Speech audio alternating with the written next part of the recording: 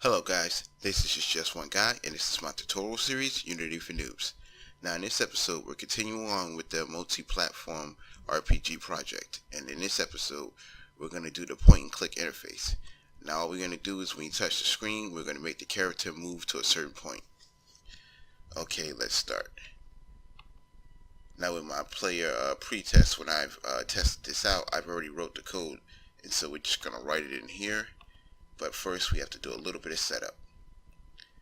Now the first thing you want to do is reposition your camera, and I've already done this in the test, but essentially your camera needs to look on top like this view right here. Now what you want to do is you want to set the camera's position to 0, 0, and 0. And if you did what I did in the last tutorial, which is make sure your character is at 0, 0, 0, the camera should be right on them, and then all you have to do is pull the camera up, and that's it for that. Now the next thing we have to do is go to the player, and we have to give them a nav mesh agent, and this is what's going to move our player around. This is what's used for AI, controlling the AI, but in this particular instance we're going to use it to control the player. And this is what's going to control our player and make him walk around and everything like that. It's not too important to change the settings right now, as we're just doing the setup. Now the next thing you want to do is first, before we're going to open up the navigation, but before that we're going to open up the lighting, and there's something you're going to want to do. You're going to want to click this auto button off, because it's just going to rebuild the lighting over and over again every time you move something around. And right now we're not really worried about the lighting too much because we don't have anything in the scene. So just for the sake of a little bit of time, if your computer's running a bit slow like mine, you might want to just turn this off. But the next thing we're going to do, we're going to click on the floor and we're going to make sure it's static. Now I already did this before, so we're going to just click it again, make sure it's static. Then we're going to go to Window, Navigation, and bake. Oh, sorry there, got a text. Apologies. The next thing we're going to do is just hit the bake button. And now right there you can see that it baked our nav mesh. Now we have something for the player to walk around on. This is the ground that the player is going to recognize. Now we just go back, and the rest of it is our scripting. Now we're going to open up the player controller. I already have it opened up, and we're just essentially going to copy this code and put it in here. But I'm going to explain what this code does. Now the first thing we have is the reference to the nav mesh agent. Let's just write that in there. Private, because we're not going to need to access it. We're not going to need to access it from outside the script, at least not now. And we're just going to name it agent, just for short. Oh, I hate that. Auto corrected. Oh, that's why. I forgot I was in C# for a minute, so used to JavaScript. We're going to name it agent, and that's going to be the reference to our nav mesh agent. The next reference we need is to our camera, and this is going to be the reference to the camera, which is going to make, we need it to be public. Later on we'll change it to private, but right now we're just going to leave it public just for the sake of the tutorial. Just going to put cam, and the next reference we need is a ground plane, and this is just going to be a plane that's going to be under the player. I'll explain this in a minute. Make that private, and we're going to name it plane, I believe. And there we go. Oh, sorry, ground plane, just for the sake of spelling.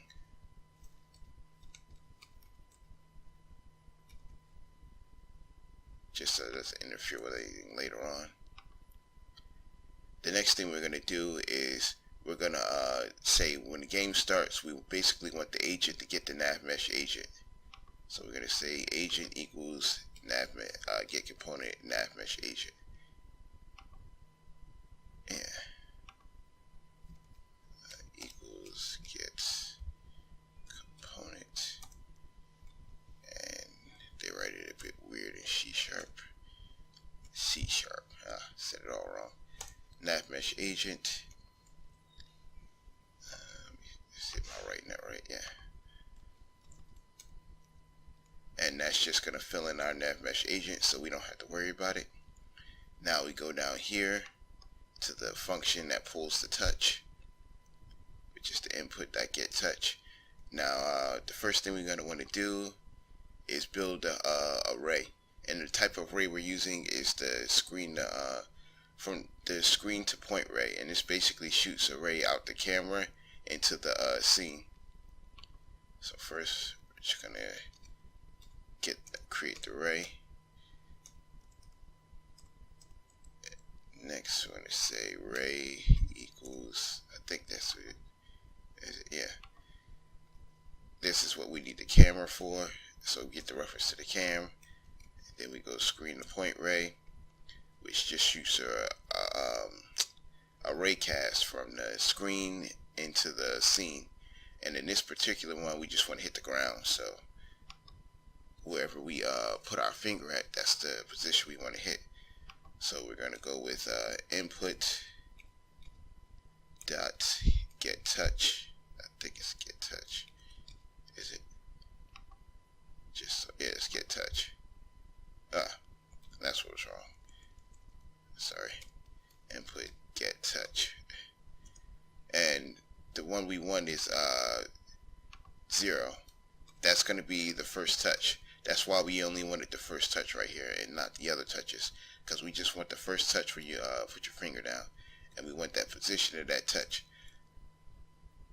Now that position is in 2D, but I believe the ray converts it to 3D, or is it? I believe that touch position is in 2D. I'll look it up later just to make sure and put an annotation in here just in case, but I believe that's in 2D, and this will transfer to 3D. The next, we need the array distance.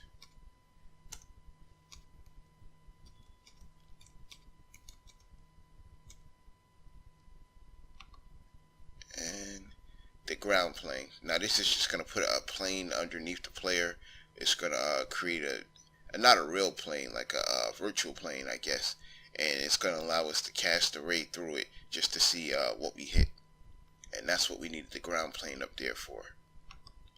So now we access the ground plane. Crap, moving too fast. What was it? Ground plane equals new plane. Yeah, I get it.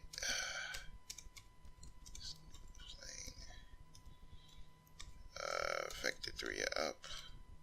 These are just the values that the plane takes. I'm not exactly sure why it takes these particular values, but you can look up the function yourself. But this is how you get I think I messed up right here. Let's see. That's right. I spelled vector wrong. Not for sure what's going on here, but it's messed up somewhere. This should be glowing green. I'm not exactly for sure, but we're just going to write the function and see what's wrong later. Transform dot position.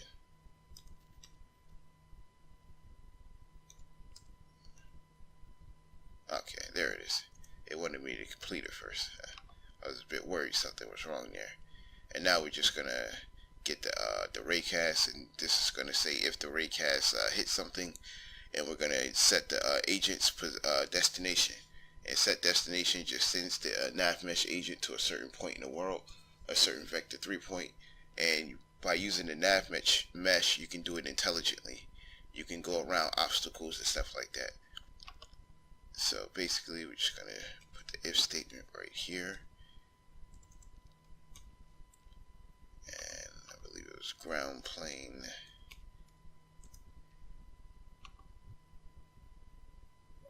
if ground plate dot raycast. Yeah, normally I would know how to write this out perfectly, but since I'm in C sharp and I'm not really used to using it, uh, I need a little help just to go faster. For one thing, in C sharp, for some reason you have to write out right there, and I kind of know the reason, but in JavaScript you really don't have to do that.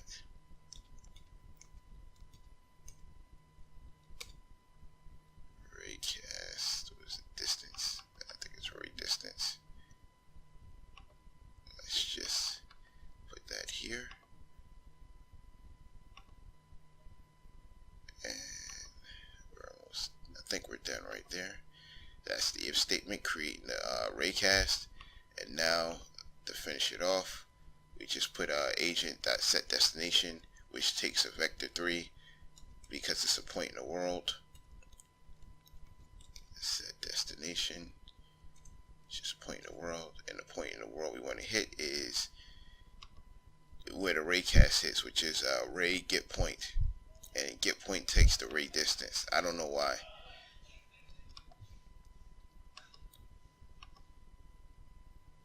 But just gonna copy that just for the sake of time there, and that's it. Now this function will shoot a raycast down into the world and get a point on the nav, well, not the nav mesh, but it'll get a point in the world, and it'll set that point as the destination point that we want the agent to go to, and that point where we fire the raycast from is where we touch the screen. So let's just save this, go back into Unity, wait for it to save, and now when I touch the screen, our little player here is gonna move, just to make sure you can see the mouse, just in case. Our little player here is going to move to the point. Make sure I'm still recording. Yes, we are. Okay. Now we hit play.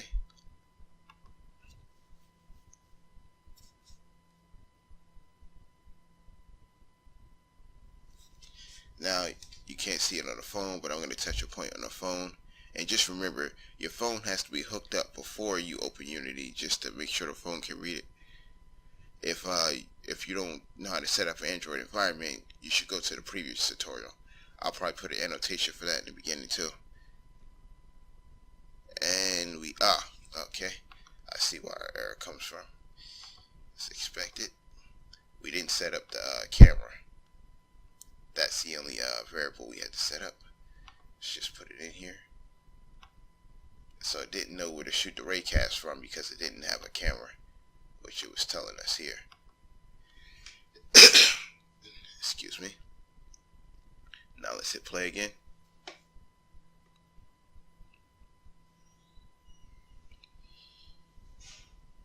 And you can see it moves to the point. It tells me the finger ID, which we set up earlier. We'll remove this later, but you can see I can touch a point on the screen and it will move the player to the point.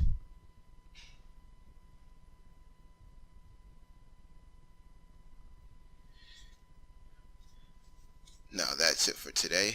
I'll be posting the script within the link. The script with a link to the script within the description. Now I would just place the script in here. Inside the description if I can, but YouTube hasn't been letting me do that lately, so I don't think I'll be able to do that. So I'll just put it on Pastebin, and that'll take you to just a text link where you can copy the text and just put it into your project. You see me? Well, that's it for today. Thank you for watching.